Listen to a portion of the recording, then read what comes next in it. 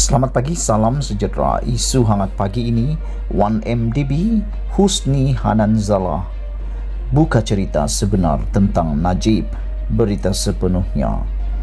Bekas Menteri Keuangan II Datuk Seri Ahmad Husni Hananzala memberitahu Mahkamah Tinggi Datuk Seri Najib Razak patut berasa bimbang dan mengambil tindakan berhubung pelaburan AS1 bilion 1MDB dalam syarikat usaha sama Petro Saudi International Ltd kerana ia boleh menjejaskan keuangan negara.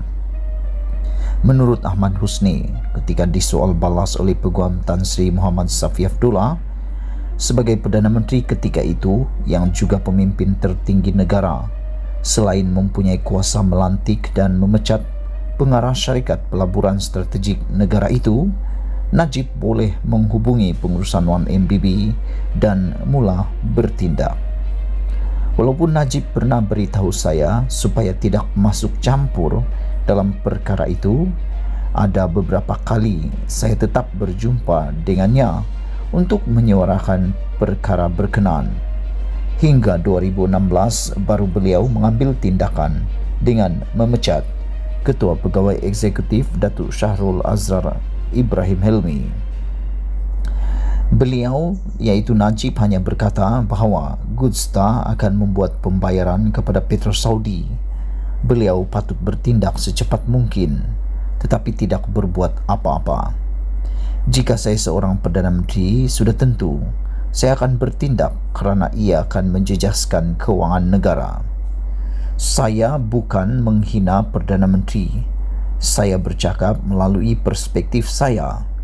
Ini mengenai 1MDB pinjam duit yang dijamin oleh kerajaan, katanya dalam perbicaraan membabitkan Najib hari ini. Najib Razak, 68 tahun, menghadapi 4 pertuduhan menggunakan kedudukannya untuk mendapatkan rasuah berjumlah RM2.3 bilion daripada dana 1MDB dan 21 pertuduhan pengubahan wang haram membabitkan jumlah yang sama. Ahmad Husni sebelum ini memberitahu mahkamah beliau bertemu Najib di pejabat beliau dan menyatakan 1MDB tidak sepatutnya membuat pelaburan usaha sama dengan PSI kerana syarikat itu masih dalam proses mencari gali minyak dan sekiranya minyak tidak ditemui, pelaburan usaha sama akan hangus. Syahrul Azhar melalui keterangannya di mahkamah sebelum ini berkata, pengerusi 1MDB ketika itu Tan Sri Muhammad Bakir Saleh tidak berpuas hati dengan pembayaran AS 700 juta ke akaun Goodstar Limited milik ahli perniagaan dalam buruan Low Tech Jo atau Jolo yang juga syarikat sekutu PSI. Melalui syarikat usaha sama JV Co 1MDB PSI itu, 1MDB melakukan pembayaran dalam 2 transaksi berbeza. Masing-masing AS 700 juta ke akaun Goodstar dan juga AS 300 juta ke akaun JV Co. Perjanjian usaha sama itu meninggalkan hutang berjumlah AS 700 juta disebabkan pindaan dana ke dalam Goodstar.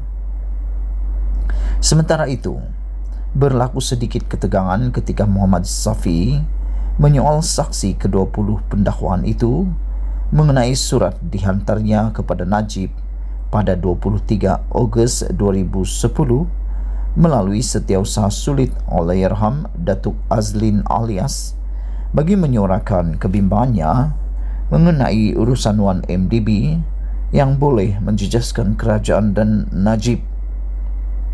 Menurut Muhammad Saffi, beliau mendapat arahan daripada anak guamnya Najib bahawa surat itu tidak pernah diterimanya dan Ahmad Husni tidak pernah menulis surat kepadanya dalam bahasa Malaysia, apatah lagi dengan menulis perkataan Assalamualaikum dalam bahasa Arab. Ahmad Husni yang memberikan penjelasannya berkata, surat itu adalah dalam kapasiti peribadi dan tidak pernah sepanjang hayatnya menulis Assalamualaikum dalam bahasa Arab. Ditanya Muhammad Syafi'i, bagaimana saksi itu dapat memastikan surat itu sampai ke tangan Najib, yang dijawabnya, kalau tidak sampai, ia bermakna pegawai tidak cekap. Muhammad Syafi'i, apa salahnya jika kamu mendapatkan pengesahan penerimaan surat itu daripada Azlin? Ahmad Husni menjawab, saya dah cakap, ini surat peribadi, apa masalah kamu? Jika dia tidak terima, tidak terimalah. Muhammad Syafi'i bertanya, sama dalam perbicaraan SRC Internasional dan sekarang dalam perbicaraan ini, kalau buat salah, kamu akan letakkan kesalahan kepada orang yang dah meninggal dunia. Ahmad Husni, jangan menjerit. Awak sebenarnya yang meletakkan kesalahan kepada orang lain. Muhammad Syafi'i menjawab, saya tidak menjerit dan saya bukan bersikap tidak hormat. Saya cuma bercakap dengan nada yang kuat supaya semua dapat dengar. Lagipun ada benda ni, sambil mengetuk penghadang lut sinar. Sri Ram, timbalan pendakwa raya Datuk Sri Gopal Sri Ram, bercakap lagi kuat. Ahmad Husni menjawab, Sri Ram, Sri Ram. Sekian isu hangat pagi ini. Jangan lupa tinggalkan komen anda. Sila pertimbangkan untuk menekan butang subscribe. Malaysia kita punya, kita juga sama-sama cintai Malaysiaku. Kita jumpa lagi. Bye-bye.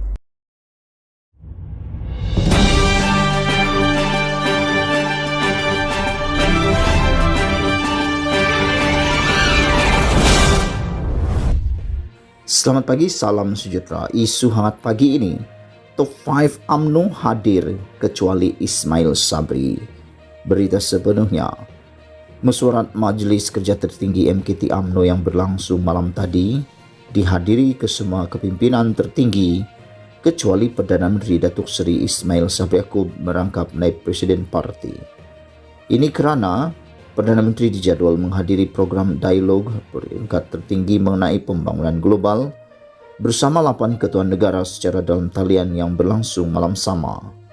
Antara pemimpin top 5 UMNO yang hadir ialah Presiden Datuk Dr. Ahmad Zahid Hamidi, Timbalan Presiden Datuk Seri Muhammad Hassan dan dua naib presiden iaitu Datuk Mazhir Khalid dan Datuk Seri Muhammad Khalid Nordin.